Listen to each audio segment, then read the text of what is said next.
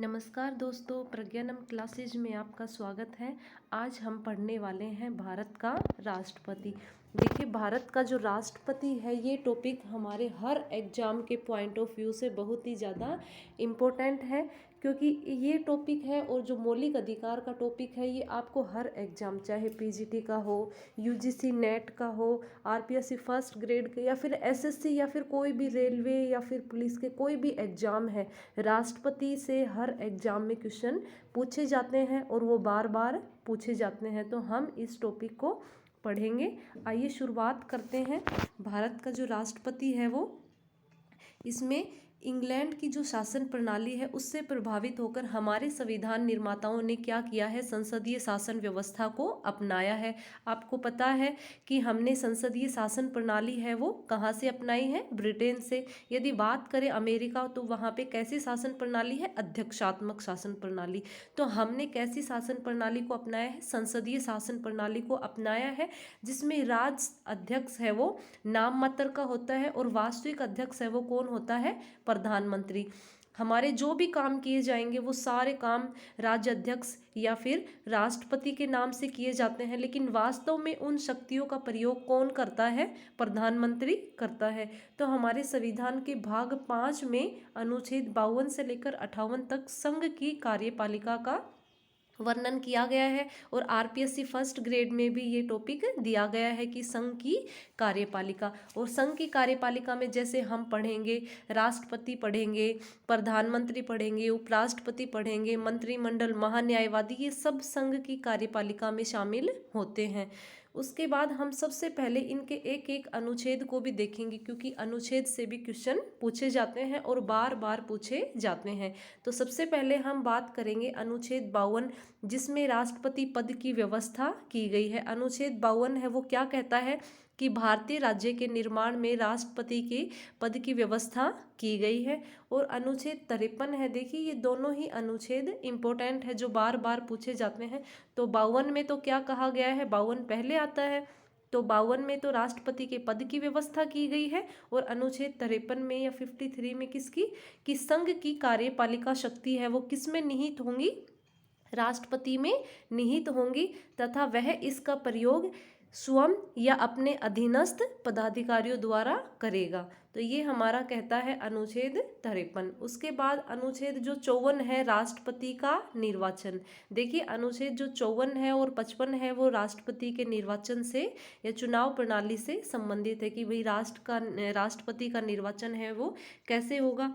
तो ये तो आप लोग सभी जानते हैं कि राष्ट्रपति का जो निर्वाचन है वो प्रत्यक्ष रूप से नहीं होता, बल्कि क्या कौन करता है, एक निर्वाचक मंडल है वो उसकी व्यवस्था करता है। प्रत्यक्ष जैसे हमारे प्रधानमंत्री हैं या फिर मुख्यमंत्री होते हैं, है ना, उनके जो चुनाव है वो कैसे होते हैं, प्रत्यक्ष होते हैं। लेकिन राष्ट्रपति का चुनाव या निर्वाचन कहें, दोनों एक ही बात है, एक निर्वाचन मंडल के द्वारा किया जाता है। अब उस निर्वाचन मंडल में ये हमारा बहुत ही ज़्यादा इम्पोर्टेंट बनता है। बार बार क्वेश्चन पूछा जाता है कि निर्वाचन मंडल में कौन कौन शामिल होता है, या फिर राष्ट्रपति के चुनाव में कौन कौन शामिल होता है।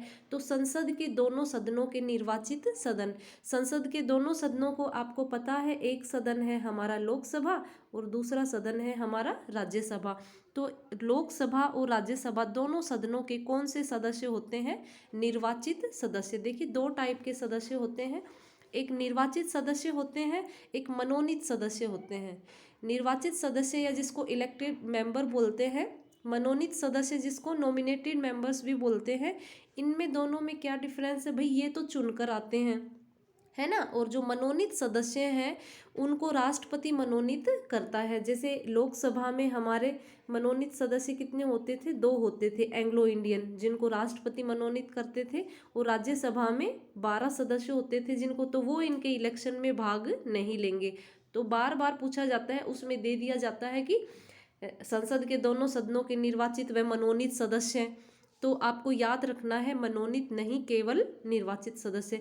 राज्य विधानसभा के निर्वाचित सदस्य, अब राज्य विधानसभा है उसमें भी क्या होता है, सिर्फ निर्वाचित सदस्य ही भाग लेते हैं। जैसे केंद्र शासित प्रदेश है, दिल्ली है, पांडिचेरी है, इनके विधानसभा के भी सदस्य इसमें पार्टिसिपेट करते हैं। अब जैसे जम्मू है, जम्मू में भी विधानसभा है तो उसके सदस्य भी इसमें पार्टिसिपेट करेंगे।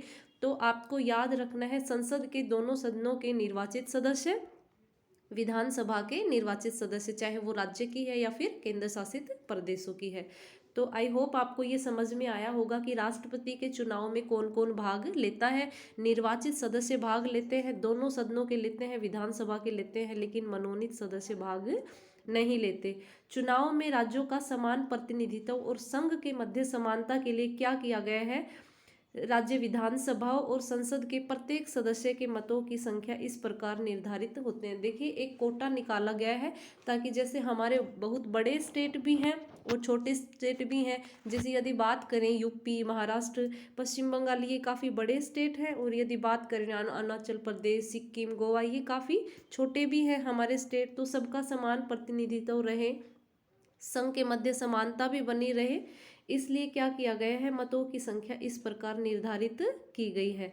जैसे एक विधायक के मत का मूल्य, अब फॉर्मूला पूछा जाए कि भाई एक विधायक के मत का, सबके मत का मूल्य निकाला जाता है, अलग अलग स्टेट के मत का मूल्य निकाला जाता है।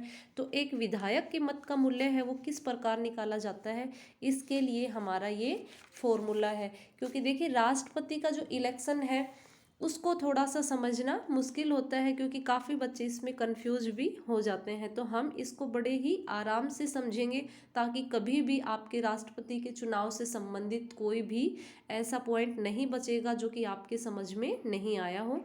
एक विधायक के मत का मूल्य कैसे निकाला जाता है, राज्य की कुल जनसंख्या, उसके बटा राज्य विधानसभा के निर्वाचित कुल सदस्य, और उसको मल्टीप्लाई किया जाता है 1/1000। कई बार आपको ये यहाँ पे भाग में 1000 भी दिखाया जा सकता है, तो इससे आप कंफ्यूज ना हो, चाहे 1/1000 हो या फिर भाग में 1000 हो। ठीक है, तो ये आपको विधायक का ये आपको याद ही रखना पड़ेगा, राज्य की कुल जनसंख्या। ठीक है, मान लीजिए कोई भी राज्य है, हरियाणा है या फिर राजस्थान है, उसकी जितनी भी कुल जनसंख्या है उसके बटे राज्य विधानसभा के निर्वाचित कुल सदस्य संख्या। जैसे हरियाणा है उसके 90 है ना एमएलए विधायक, तो उनके बटे उसकी संख्या, फिर ये मत का मूल्य निकाल दिया जाता है। ठीक है, तो ऐसे ही हर एक स्टेट का अलग अलग मत का मूल्य निकल के आता है। अब उसके बाद आती है एक संसद के सदस्य के मत का मूल्य या फिर सांसद के मत का मूल्य। तो सभी राज्यों के विधायकों के मतों का कुल मूल्य और संसद के निर्वाचित सदस्यों की कुल सदस्य संख्या, ये जो सभी राज्य के विधायकों जैसे अलग अलग निकाला, मान लीजिए 1971 की जो जनसंख्या है उसके अकॉर्डिंग हरियाणा के जो मत का मूल्य है वो 112 आता है। ठीक है, राजस्थान है उसका जो मत का मूल्य आता है अलग, पंजाब है उसका जैसे 116 आता है, राजस्थान का 129 आता है। तो सबका अलग अलग मत का मूल्य है, उसको सबको क्या कर दिया जाता है, फिर जोड़ दिया जाता है सभी राज्यों के विधायकों के मत का कुल मूल्य और संसद के निर्वाचित सदस्यों की कुल सदस्य संख्या। संसद के निर्वाचित सदस्य कौन से हैं, जैसे कि 543 थे लोकसभा के, है ना, राज्यसभा के कितने थे, 233 थे, क्योंकि वो 12 हम क्या करते थे, हमारे राष्ट्रपति है उनको मनोनीत करते थे, तो उन दोनों को जोड़ दिया जाता था, तो 776 इसके बटे 776 कर दिया जाता था। और ये विधायकों के मत का मूल्य।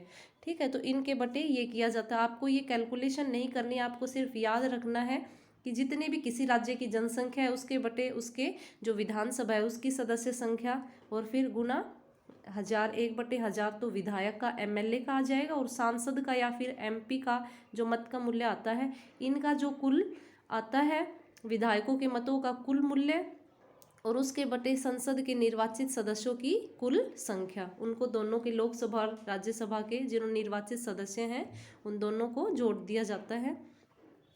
ठीक है, तो ये है हमारे मत के मूल्य निकालने का तरीका कि किस तरीके से मत का मूल्य निकाला जाता है, सांसद का, किस तरीके से विधायक का। अब हम बात करते हैं अनुच्छेद 55 मतदान व मतदान विधि की। भाई जो मतदान है वो कैसे होता है। एकल संक्रमणीय, ये क्वेश्चन भी बार बार पूछा जाता है कि राष्ट्रपति का चुनाव कौन सी पद्धति द्वारा किया जाता है, तो एकल संक्रमणीय द्वारा, अनुपातिक प्रतिनिधित्व चुनाव प्रणाली द्वारा। देखिए ये आपको ये देखने को मिल जाए, अनुपातिक प्रतिनिधित्व की एकल संक्रमणीय प्रणाली या फिर एकल संक्रमणीय प्रणाली द्वारा, तो ये आपको याद रखना है। अब देखिए इसमें हम बात करेंगे कि भाई कैसे इलेक्शन होता है। इसमें मतदाता जितने राष्ट्रपति पद के उम्मीदवार खड़े होते हैं उतनी ही पसंद जाहिर कर सकता है। जैसे मान लीजिए कि 4 कैंडिडेट खड़े हुए हैं राष्ट्रपति चुनाव के लिए, तो प्रत्येक मतदाता को क्या की जाती है, एक पर्ची दी जाती है और उस पर वो उम्मीदवारों के नाम लिखे होते हैं और प्रत्येक उम्मीदवार को क्रम अनुसार इनके नाम के सामने नंबर डालने होते हैं। मान लीजिए ABC कोई 4 मेंबर खड़े हुए हैं, उसमें से ये क्या करेंगे कि भाई ये A है, ये मेरी पहली पसंद है, ये इसको मैं दूसरा नंबर देता हूँ, इसका मैं तीसरा, मतलब चारों को वोट डालेंगे लेकिन अपनी पसंद के अनुसार। तो प्रत्येक मतदाता क्रम अनुसार इन उम्मीदवारों के नाम के सामने नंबर डालता है कि ये मेरी पहली पसंद है, ये दूसरी पसंद है, ये तीसरी पसंद है, इस तरीके से अपनी पसंद प्रकट करता है। और जो उम्मीदवार आवश्यक मत प्राप्त कर ले उसे निर्वाचित घोषित कर दिया जाता है। देखिए इसमें ऐसा नहीं है कि जिसको ज़्यादा मत मिले, हमारे फर्स्ट पास्ट द पोस्ट प्रणाली होती है उसमें क्या होता है, जिसको ज़्यादा वोट मिलते हैं वो विजयी घोषित हो जाता है। लेकिन इसमें क्या होता है, इसमें आवश्यक मत या एक कोटा प्राप्त करना होता है कि आधे से ज़्यादा 50% से ज़्यादा तो आपको लेने हैं, तभी आप निर्वाचित या विजयी घोषित होंगे। तो देखिए ये किस तरीके से हमारे जो राष्ट्रपति के उम्मीदवार हैं वो ABC इनको मिलता है। अगर यदि किसी को मान लीजिए ये शुद्ध मत जो कोटा है वो कैसे निश्चित किया जाता है, शुद्ध मतों के आधार पर, शुद्ध मतों की कुल संख्या बटे स्थानों की संख्या +1, शुद्ध मतों की कुल संख्या +1। देखिए मान लीजिए फॉर एग्जाम्पल आपको समझाने के लिए मैंने लिया है कि मान लीजिए शुद्ध हमारे वैध मत आए हैं 10,000। अब 1+1 स्थानों की संख्या, राष्ट्रपति कितना है, 1 है स्थान की संख्या, प्लस उसमें 1 करेंगे तो 10,000 को फिर 2 से करेंगे तो कितना आएगा, 5,000, और 5,000 + 1 करेंगे तो 5,001। मान लीजिए हमारे शुद्ध मत गिरे हैं वो 10,000, तो हमें कितना कोटा प्राप्त करना है, निश्चित 5,001, आधे से ज़्यादा हो गया।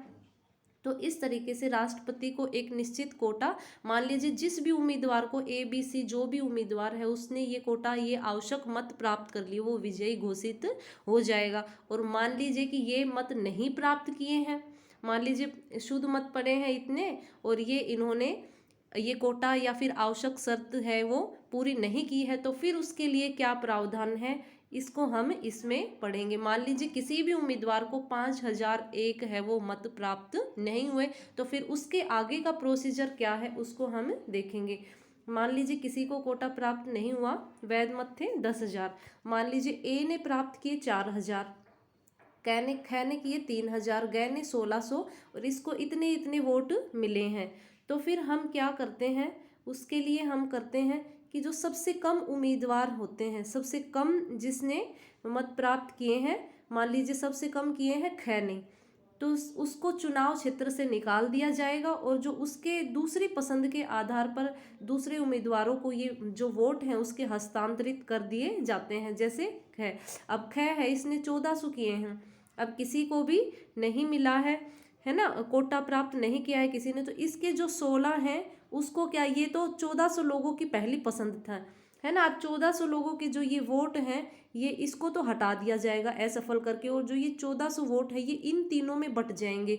अब ये 1,400 जो कैंडिडेट है उनको देखेंगे कि उनकी दूसरी पसंद, भाई पहली पसंद तो इनका घ था, अब इनकी पहली पसंद को हटा के दूसरी पसंद को देखेंगे कि ख को कितने दिए, क को कितने दिए, ग को कितने दिए, इनको देखेंगे। तो इसके आधार पर देखा जाएगा। जैसे हम बात करते हैं क को इसने दिए हैं 200, है ना, तो 4,000 + 200 कितने हो गए, 4,200। 3,000 प्लस ख को दिए हैं इसने दूसरी पसंद के आधार पर 800, क्योंकि ये 1,400 बटे हैं, ये 1,400 हैं, 200 इसको, और ग को दिए हैं 400। तो अब भी किसी को कोटा प्राप्त नहीं हुआ, इसके तीनों ही देख लिए कि भाई किसी का भी 5,001 है वो कोटा था वो नहीं आया है। अब देखते हैं ग की बारी, अब ग भी निकलेगा, इसके भी मत हैं वो बट जाएंगे इससे ऊपर वालों में, है ना, क में और ख में, ठीक है। तो अब हम इसको देखते हैं, ग के कितने थे 2000 मत थे, है ना। गय के 2000 थे, अब 2000 को कै में तो इसने तीसरी पसंद के आधार पे दिए हैं 700 और खै को दिए हैं इसने 1300। तो फिर विजयी कौन घोषित हो गए? आप देख रहे हैं कि इसको 5100 मिल रहे हैं, तो इसने कोटा हासिल कर लिया है और ये विजयी उम्मीदवार रहा है। तो देखिए वैसे तो नहीं हुआ है इस तरीके का, जैसे कोटा प्राप्त कर ही लेते हैं मोस्टली तो लेकिन कभी ऐसा भी देखने को मिल सकता है कि भाई किसी भी उम्मीदवार को है वो एक निश्चित कोटा है वो प्राप्त नहीं हुआ, तो फिर आगे क्या प्रोसीजर होगा? तो आगे का जो प्रोसीजर होता है वो क्या किया जाता है, दूसरे को बांट दिए जाते हैं। जैसे फॉर एग्जांपल ऐसा कब हुआ है, 1969 में जब जाकिर हुसैन हमारे राष्ट्रपति थे, जब उनकी मृत्यु हुई थी, तो उससे पहले जो चुनाव में निर्णय पहली पसंद के आधार पर होता रहा है, लेकिन अब है वो पहली पसंद के आधार पर नहीं हुआ। और जो वीवी गिरी है हमारे जो राष्ट्रपति बने थे गिरी, उनके समय क्या हुआ था, दूसरी पसंद के आधार पर उनको बनाया गया था। नहीं तो क्या होता है लगभग मोस्टली पहली पसंद के आधार पर ही बना दिया जाता है। ठीक है, तो ये इसलिए प्रोसीजर दिया गया है ताकि आई होप आपको ये समझ में आया होगा कि क्या होंगे, जितने कैंडिडेट होंगे उतने ही उनको वोट डालने हैं, पहली दूसरी तीसरी पसंद डालनी है, एक निश्चित कोटा प्राप्त करना है, और जो सबसे लास्ट वाला होता है उसको क्या कर दिया जाता है, चुनाव से असफल घोषित करके निकाल दिया जाता है और उसकी मत है वो दूसरे को हस्तांतरित हो जाते हैं। तो इस तरीके से जो भी कोटा प्राप्त कर लेता है उसको विजयी हासिल हो जाती है। जैसे फॉर एग्जाम्पल हमारे 15वें राष्ट्रपति चुनाव हुए थे, है ना, 17 जुलाई 2017 को संपन्न हुआ, जिसमें एनडीए के प्रत्याशी थे रामनाथ कोविंद और यूपीए की जो प्रत्याशी थी वो मीरा कुमार। आपको पता है एनडीए क्या है ना, यूपीए क्या है, जो बीजेपी का गठबंधन है अन्य दलों के साथ वो एनडीए कहलाता है, यूपीए है वो कांग्रेस का गठबंधन है यूपीए। तो इस तरीके से ये जो प्रत्याशी थे ये इलेक्शन में दोनों खड़े हुए थे कि एक था रामनाथ कोविंद, दूसरी मीरा कुमार। तो इसमें इस चुनाव में निर्वाचक मंडल के सदस्यों ने पार्टिसिपेट किया और इतने ने अपने मत का प्रयोग किया, 4851। ये आपको याद नहीं रखना, दोनों ही कोई भी याद नहीं रखने, सिर्फ आपको इतना ये समझाने के लिए कि भाई ये किस तरीके से हमारा जो ये है राष्ट्रपति का चुनाव है ये लास्ट हुआ था। तो इसमें जैसे वैध मतों की संख्या थी इतनी 4474 रही, उसमें से जिनका कुछ ये जो मत मूल्य है ये इतना आया और विजयी प्रत्याशी को 65% है वो वोट मिले हैं। सिर्फ आप इतना ध्यान रख सकते हैं, इसमें कोई भी डाटा आपको नहीं देखना है, सिर्फ कि भाई कौन कैंडिडेट थे कौन नहीं थे, इसलिए आपको बताया गया है। तो जो 65% है वो किसने, रामनाथ कोविंद ने, और मीरा कुमार ने कितने, 34% मत प्राप्त किए। तो रामनाथ कोविंद ने 50% से जो अधिक का मत प्राप्त करने की जो आवश्यक शर्त है उसको पूरा कर लिया और वो विजयी रहे। यही बात हमने आपके राष्ट्रपति के इलेक्शन में आपको समझाने की कोशिश की है।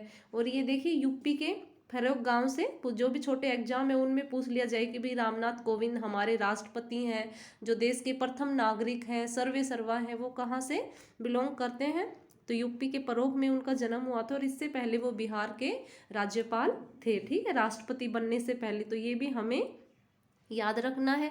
अब राष्ट्रपति से चुनाव से संबंधित जो विवाद है कि भाई राष्ट्रपति का चुनाव है, इससे संबंधित कोई भी विवाद होता है तो इसका फैसला कौन करता है, सर्वोच्च न्यायालय करता है, अनुच्छेद 71 से संबंधित है। अगर पूछा जाए कि राष्ट्रपति के चुनाव से संबंधित जो विवाद है कौन से अनुच्छेद से संबंधित है, तो अनुच्छेद 71 कौन करता है, सर्वोच्च न्यायालय करता है। ठीक है, अब ये भी पूछा जाए कि भाई अप्रत्यक्ष चुनाव है राष्ट्रपति का क्यों किया गया है, प्रत्यक्ष चुनाव क्यों नहीं किया गया, तो हाँ इसके पीछे भी रीजन है, क्योंकि एक तो हमारी संसदीय व्यवस्था है और संसदीय व्यवस्था में क्या होता है, राष्ट्रपति है वो नाम मात्र का और जो प्रधानमंत्री है वो वास्तविक शक्तियाँ उसके पास होती है। तो संसदीय व्यवस्था होने के कारण भी हमने चुनाव को अप्रत्यक्ष रखा है। और जो दूसरा प्रत्यक्ष चुनाव में अत्यधिक खर्चीला है, कभी हमारे लोकसभा के चुनाव होते हैं, कभी हमारे विधानसभा के होते हैं, पंचायतों के होते हैं, तो इस तरीके से बार बार प्रत्यक्ष चुनाव भी क्या होती है, एक खर्चीली प्रक्रिया होती है, समय की ऊर्जा का अपव्यय होता है। तो उससे बचने के लिए भी हमने क्या रखा है, राष्ट्रपति का चुनाव है वो अप्रत्यक्ष रखा है। तो ये आपको यहाँ तक समझ में आया होगा कि राष्ट्रपति का चुनाव, एक बार हम इसको थोड़ा सा देखते हैं पीछे जाके, ताकि आप लोग यहाँ तक समझ पाए कि भाई हमारे राष्ट्रपति के चुनाव है वो किससे संबंधित है, किससे संबंधित नहीं है। तो अनुच्छेद 54 है राष्ट्रपति के चुनाव से संबंधित है, 52 राष्ट्रपति के पद से संबंधित है, 53 कार्यपालिका शक्ति राष्ट्रपति में निहित होंगी। ठीक है, निर्वाचक मंडल में कौन होते हैं, संसद के दोनों सदनों के निर्वाचित सदस्य, लोकसभा और राज्यसभा के निर्वाचित सदस्य, विधानसभा के निर्वाचित सदस्य। ठीक है, उसमें एक विधायक के मत का मूल्य कैसे निकाला जाता है, राज्य की कुल जनसंख्या, विधानसभा के निर्वाचित कुल सदस्य गुना 1/1000, एक सांसद के मत का मूल्य, सभी राज्यों के विधायकों के मतों का कुल मूल्य और संसद के निर्वाचित सदस्यों की कुल सदस्य संख्या। मतदान विधि कैसे है, एकल संक्रमणीय प्रणाली कैसे है, एक सूची प्राप्त होती है, हर एक उम्मीदवार को अपनी पसंद के आधार पर जितने भी उम्मीदवार हैं उनको अपने पसंद के आधार पर नंबरिंग देता है। ठीक है, शुद्ध मत कैसे निकाले जाते हैं, शुद्ध मतों की जो एक कोटा कैसे निकाला जाता है, शुद्ध मतों की कुल संख्या और स्थानों की संख्या बटे 1 और फिर +1। ठीक है, इसके भी +1 और इसके भी +1। तो इस तरीके से किस तरीके से यदि किसी उम्मीदवार कोटा हासिल नहीं होता तो उसके मत हैं वो दूसरों को हस्तांतरित हो जाते हैं। रामनाथ कोविंद है हमारे जो अब राष्ट्रपति पद पर है, इनके विवाद के संबंधित जो भी इनके विवाद का फैसला है वो कौन करता है, सर्वोच्च न्यायालय करता है। ठीक है, तो यहाँ तक आपने ये राष्ट्रपति का चुनाव है ये पढ़ा है। यदि आपको राष्ट्रपति चुनाव से संबंधित कोई भी कन्फ्यूजन हो तो आप कमेंट बॉक्स में कमेंट कर सकते हैं और उसका जो समाधान है वो अवश्य किया जाएगा, या फिर वीडियो को दोबारा भी देख सकते हो ताकि आपको प्रॉब्लम ना हो। अब आएगा अनुच्छेद 56। अनुच्छेद 56 है वो या 56 किससे रिलेटेड है, राष्ट्रपति का कार्यकाल, कि राष्ट्रपति का कार्यकाल कितना है, 5 वर्ष है ना। और जब तक उसका उत्तराधिकारी नहीं आ जाता, राष्ट्रपति पद पे कोई दूसरा व्यक्ति नहीं आ जा सकता, तो 5 साल से ज़्यादा भी काम, ऐसा नहीं है कि 5 साल से ज़्यादा 1 महीना हो गया 2 महीना हो गया, जब तक चुनाव होके नया उसका उत्तराधिकारी नहीं आ जाता वो 5 साल से ज़्यादा भी रह सकता है। दोबारा या पुनः निर्वाचित भी हो सकता है, जैसे राष्ट्रपति ने अब अपना 5 साल का कार्यकाल पूरा किया है तो उसके बाद भी वो निर्वाचित हो सकता है, 5 वर्ष से पहले भी हट सकता है, 5 साल से पहले भी उसको हटाया जा सकता है। एक तो वो त्याग पत्र दे दे, किसको देता है त्याग पत्र, उपराष्ट्रपति को। ये क्वेश्चन भी बार बार पूछा जाता है कि राष्ट्रपति अपना त्याग पत्र को किसको देते हैं, उपराष्ट्रपति को, या फिर महाभियोग के द्वारा भी संसद उनको हटा सकती है 5 साल से पहले। हटने के पीछे 2 रीजन है, या तो वो त्याग पत्र दे देते हैं या फिर उनके ऊपर महाभियोग या इम्पीचमेंट जो प्रस्ताव है वो लाया जा सकता है। तो ये अनुच्छेद जो 56 है वो राष्ट्रपति के कार्यकाल से संबंधित है। देखिए अमेरिका के जो राष्ट्रपति का कार्यकाल है उन्होंने 10 वर्ष डिसाइड कर रखा है कि भाई 10 वर्ष से ज़्यादा नहीं बन सकते, तो 4 साल का उनके यहाँ पे एक कार्यकाल होता है और 2 बार कार्यकाल पूरा हो जाए तो 8 वर्ष के बाद तीसरी बार नहीं बनते। लेकिन हमारे यहाँ पे ऐसा कोई प्रावधान नहीं है कि भाई 10 साल से ज़्यादा नहीं बन सकते, लेकिन राजेंद्र प्रसाद ने ये एक तरीके से परंपरा बना दी। वो 2 बार देश के राष्ट्रपति रहे थे, उसके बाद उन्होंने तीसरी बार के लिए चुनाव नहीं लड़ा, तो ये एक परंपरा कह सकते हैं। 2 से ज़्यादा बार हमारे भी यहाँ पे कोई राष्ट्रपति नहीं बने हैं। ठीक है, वैसे पुनर्निर्वाचित हो सकते हैं। अनुच्छेद 57 है वो पुनर्चुनाव के लिए अहर्ता, कि भाई पुनर्चुनाव के लिए क्या जो योग्यता है वो उससे संबंधित, पुनर्चुनाव से संबंधित अनुच्छेद 57 है। अनुच्छेद 58 है राष्ट्रपति पद के लिए योग्यता, कि भाई राष्ट्रपति के पद के लिए क्या क्या योग्यता होनी चाहिए, तो वो भारत का नागरिक होना चाहिए, 35 वर्ष की आयु पूरी कर चुका हो और लोकसभा में जो निर्वाचित होने की योग्यता रखता हो, कि भाई उसके पास क्या हो, लोकसभा में निर्वाचित होने की वो योग्यता रखता हो। ठीक है, लोकसभा में, और लाभ के पद पर न हो। देखिए जो भी हमारे राष्ट्रपति हैं, उपराष्ट्रपति हैं, ये राज्यपाल हैं, संघ राज्य के जो मंत्री हैं, ये लाभ का पद नहीं माना जाता। तो ये हो सकता है कोई राष्ट्रपति इसके लिए तो दोबारा अप्लाई कर सकता है, ये लाभ के पद नहीं माने जाते। ठीक है, 50 सदस्य प्रस्तावक होने चाहिए और 50 अनुमोदक। इससे पहले 1997 में ये संख्या बढ़ाई गई थी, उससे पहले कम थे, 10 प्रस्तावक 10 अनुमोदक थे। 15,000 जमानत राशि है, इसमें भी जो जमानत राशि है ये भी 1997 में बढ़ाई गई थी। इससे पहले जो 2,500 रुपये है वो पहले वाली आपको याद रखने की ज़रूरत नहीं है। और ये जमानत राशि है, यदि क्या 1/6 मत प्राप्त नहीं करते हैं तो ये जमानत राशि जब्त कर ली जाती है, नहीं तो फिर वापस मिल जाती है। ये इसलिए किया गया था कि कोई जो सीरियस कैंडिडेट है वही इसके इलेक्शन में आगे आए। तो ठीक है, तो ये आपको याद रखना है। 58 में योग्यता किसकी? राष्ट्रपति की। नागरिक हो, 35 वर्ष की आयु हो, लोकसभा का निर्वाचित होने की योग्यता रखता हो, लाभ के पद पर ना हो, 50 सदस्य प्रस्तावक, ये भी दोनों आपको याद रखने हैं। 50 सदस्य प्रस्तावक, 50 अनुमोदक, 15,000 जमानत राशि। अब हम बात करते हैं 60 और शपथ। ये भी आपको याद रखना है कि अनुच्छेद 60 है वो किससे संबंधित है? तो राष्ट्रपति शपथ से संबंधित है कि मैं श्रद्धापूर्वक संविधान का कार्यपालन करूंगा, है ना, संविधान का संरक्षण करूंगा, अपना कार्यपालिका श्रद्धा से करूंगा, कार्य का पालन, और जनता की सेवा करूंगा, कल्याण करूंगा, ये सब शपथ लेते हैं। और शपथ कौन दिलाता है? सर्वोच्च न्यायालय का मुख्य न्यायाधीश। और यदि सर्वोच्च न्यायालय का मुख्य न्यायाधीश नहीं है उपस्थित तो वरिष्ठ न्यायाधीश भी क्या कर सकता है? शपथ दिला सकता है। उत्तराधिकार, यदि राष्ट्रपति की जगह फिर कौन काम करता है? यदि मान लीजिए उन्होंने त्याग पत्र दे दिया है या फिर कोई भी बात हो गई है तो फिर उपराष्ट्रपति उनकी जगह काम करता है। ठीक है, और यदि उपराष्ट्रपति भी मान लीजिए नहीं है तो सर्वोच्च न्यायालय का मुख्य न्यायाधीश काम करेगा। मान लीजिए सर्वोच्च न्यायालय का मुख्य न्यायाधीश भी नहीं है तो वरिष्ठ न्यायाधीश उनके उत्तराधिकार में है। और ये जो उपराष्ट्रपति काम करता है, क्या फिर वो पूरे टाइम पीरियड के लिए काम करता है? जितना भी राष्ट्रपति का टाइम पीरियड जो बचा था, नहीं, उसके लिए नहीं करता, बल्कि 6 महीने तक अधिकतम उपराष्ट्रपति राष्ट्रपति की जगह काम कर सकता है। ठीक है, और उसको उस समय वही वेतन भत्ते और सुविधाएं मिलती हैं जो राष्ट्रपति को मिलती है। क्वेश्चन पूछा जाए कि भाई उपराष्ट्रपति जब राष्ट्रपति के पद तो क्या उसको, तो हाँ, उसको वही वेतन आदि दिए जाते हैं। तो ये है हमारे उत्तराधिकार। उपराष्ट्रपति यदि वो नहीं है तो सुप्रीम कोर्ट का मुख्य न्यायाधीश और फिर वरिष्ठ न्यायाधीश। ठीक है, और जो हमारा उपराष्ट्रपति है वो 6 महीने से अधिक राष्ट्रपति के रूप में काम नहीं कर सकते। ठीक है, अब आता है महाभियोग। ठीक है, महाभियोग और हमारे विशेषाधिकार और वेतन भत्ते। ठीक है, इनकी बात करेंगे। अनुच्छेद 61 है वो महाभियोग से संबंधित है। महाभियोग या इम्पीचमेंट संविधान में इसका शब्द राष्ट्रपति को हटाना न यूज करके क्या यूज किया गया है? महाभियोग। ठीक है, महाभियोग में क्या होता है कि जब राष्ट्रपति संविधान का उल्लंघन करता है तो उस पे क्या किया जाता है? महाभियोग लगाया जाता है। संसद के दोनों ही सदन कोई भी लगा सकता है इस पे, या लोकसभा या राज्यसभा प्रस्ताव लेके आ सकते हैं। और लेके आएंगे तो कितने सदस्य?